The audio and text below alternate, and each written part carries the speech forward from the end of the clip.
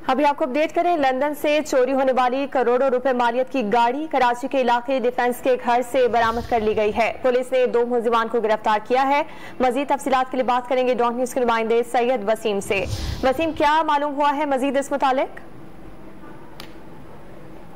जी देखिए, हैरानकुन तौर पर लंदन से एक गाड़ी चोरी हुई जिसकी इत्तला भी जो है वो जो बरतानिया की खुफिया एजेंसी है उसकी जानिब से दी गई कराची में कानून नाफिज करने वाले इदारों को, जिसके बाद इस गाड़ी को बाजियाब कराया गया है डिफेंस के इलाके से।